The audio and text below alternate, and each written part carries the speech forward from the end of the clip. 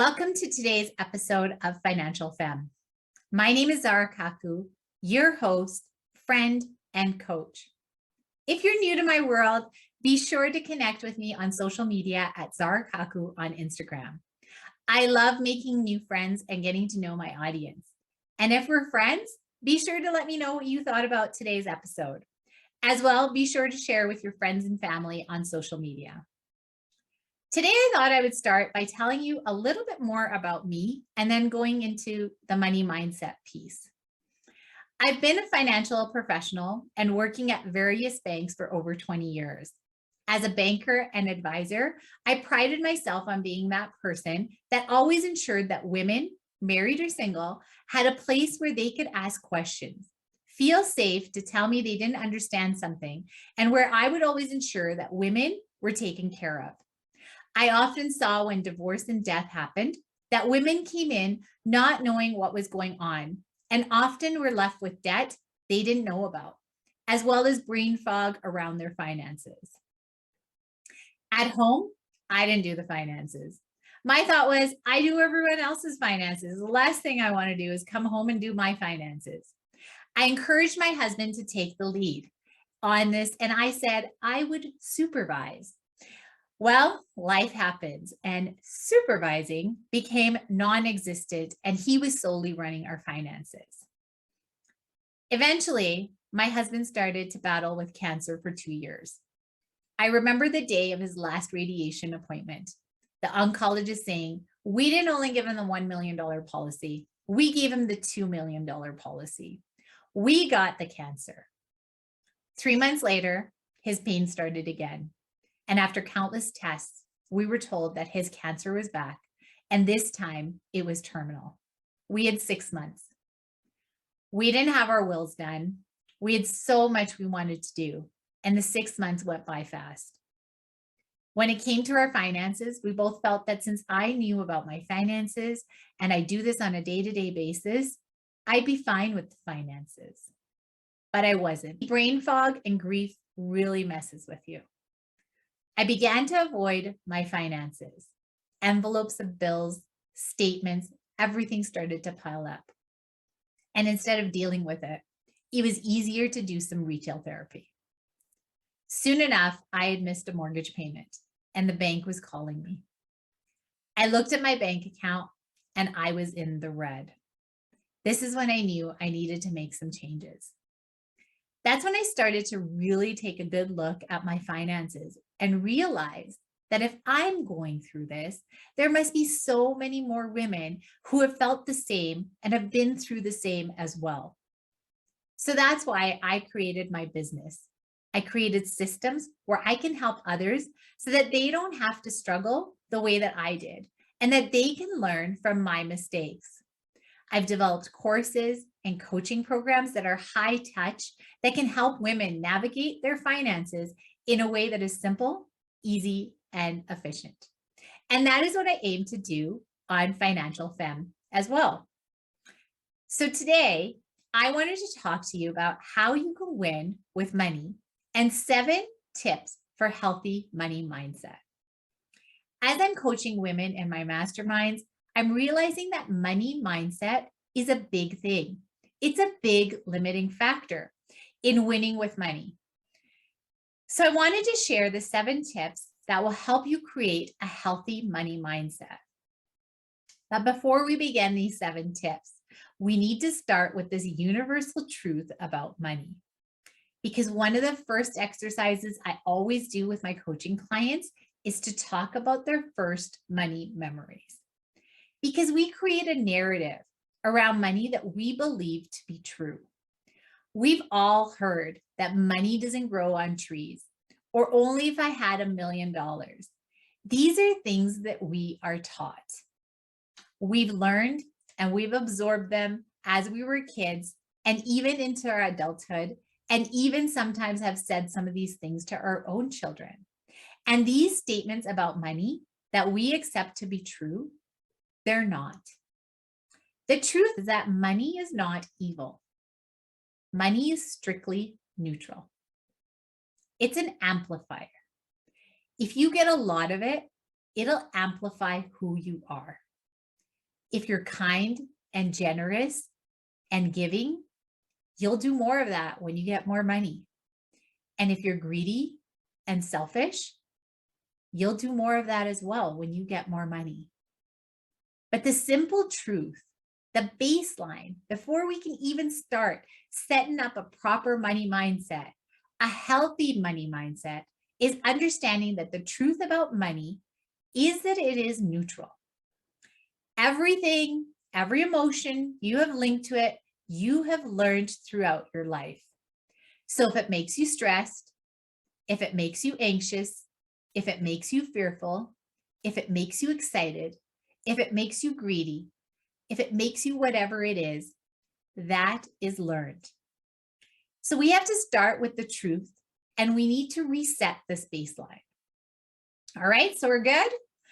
Okay, so number one is we need to forgive ourselves for our past money mistakes. What we do in our coaching programs with my clients is sometimes I'm seeing women that are dwelling on their money mistakes.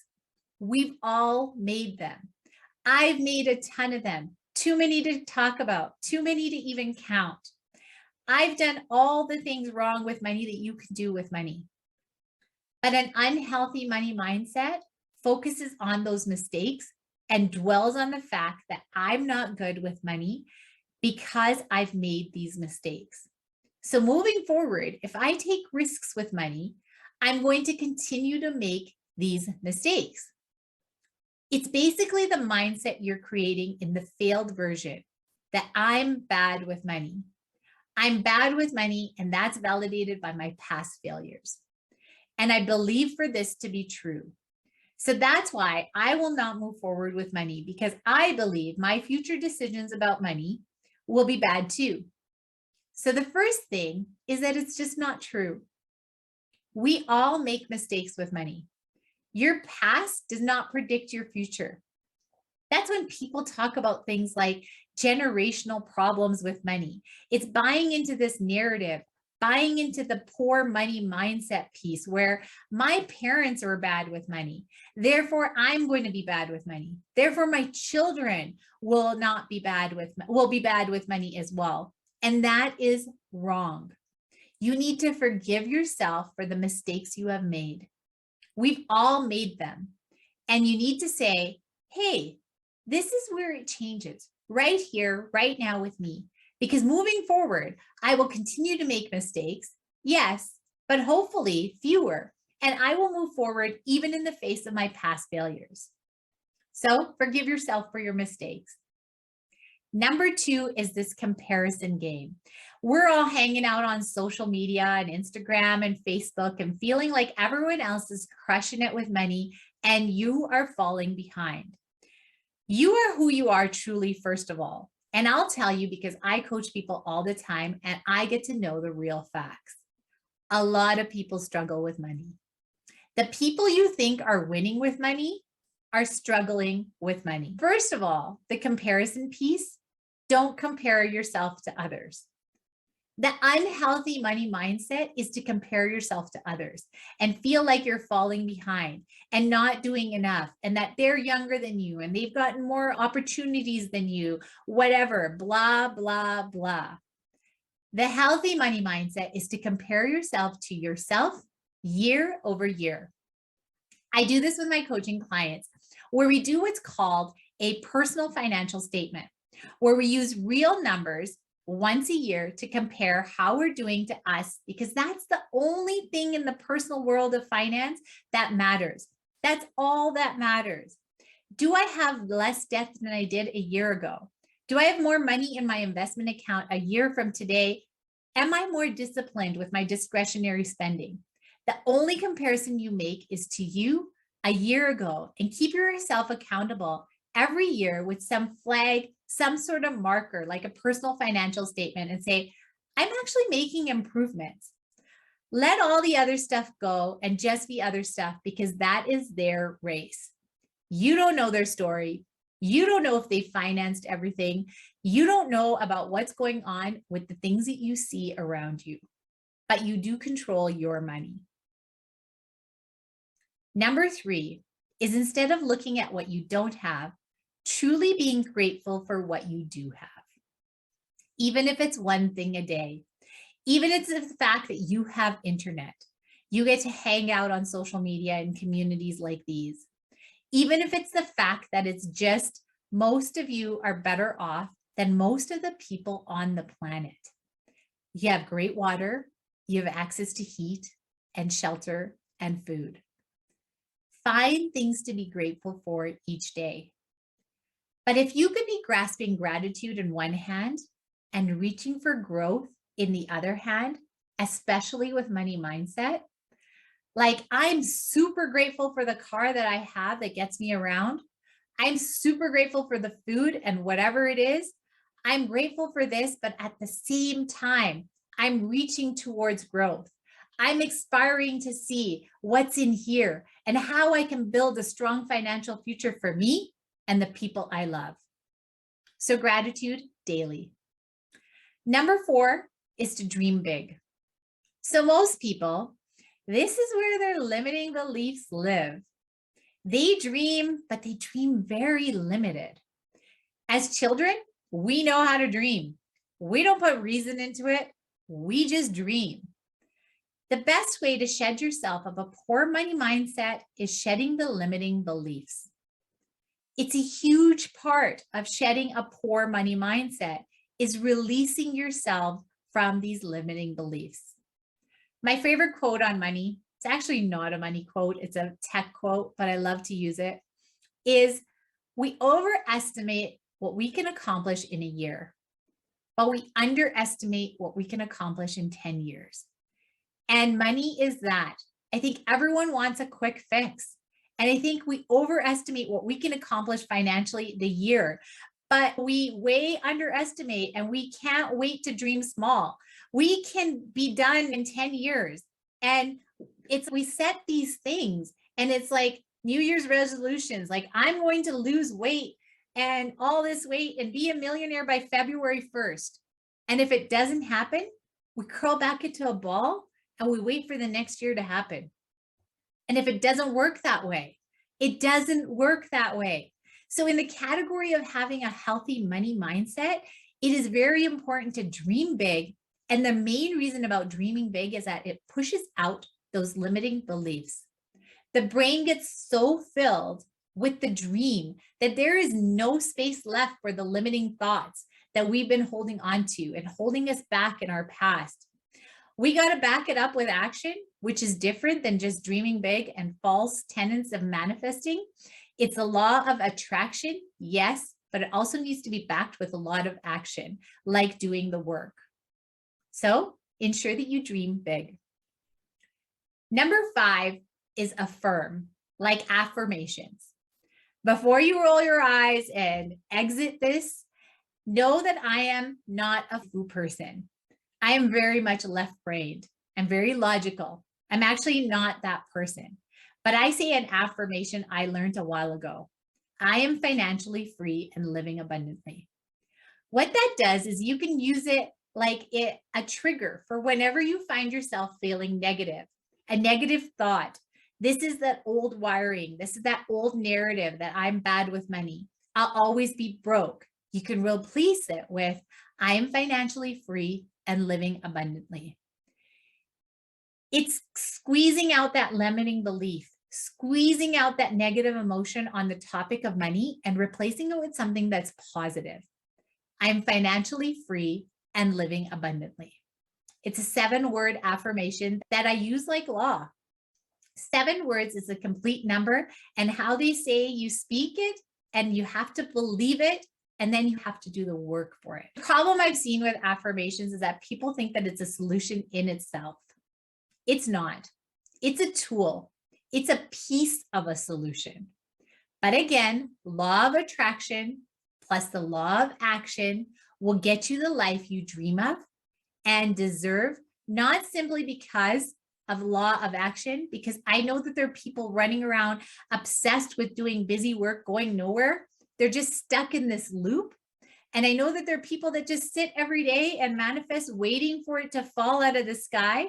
And there's dozens of people that get results and understand the power of manifestation and the power of affirmations. but you also have to power it with the law of action. So affirmations. Number 6 is setting a clear goal. A healthy money mindset has a clear goal. And if you're new to this whole world of goal setting, it can be simple, a simple goal. I want to pay off 1 credit card in the next 90 days. I want to, or I will only use 1 credit card for the next 90 days. And look at it every single day again and think about what is going on. So if you let go of guilt because you forgive yourself and you release your mind of the comparison of others, and you're only comparing yourself to yourself, and you flood your mind with gratitude, man, I truly am getting goosebumps and I'm grateful for the things that money has provided for me in my life. And you open your mind to what is possible and you dream and you affirm that you are financially free and living abundantly. And you are setting this up. And now you have a goal in front of you. You've got your mind like soil and you think that your brain is like the soil and the soil is ripe. And you want to now feed it what it needs. You want to feed it what it needs to get to that goal. So you want to pull the weeds, you want to put sunshine and fertilizer like it's water, and you want to ready to plant something healthy, and then you plant a goal in that soil. And that goal initially, especially if you've failed on the topic of money, needs to be something simple and attainable and very measurable and realistic and linked to time. I'm going to pay off 1 credit card in 90 days. In my coaching clients, we've started doing this and you have no idea. There are so many people that have been able to pay off so much debt.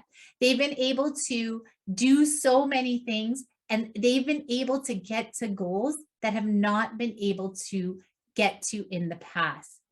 And that's why you need to put it all into a system. Because if you do all these things and you forgive yourself and you can have gratitude and you can say affirmations and you can do all and you can quit comparing yourself to others, unless that results to positive actions in your results, it doesn't matter.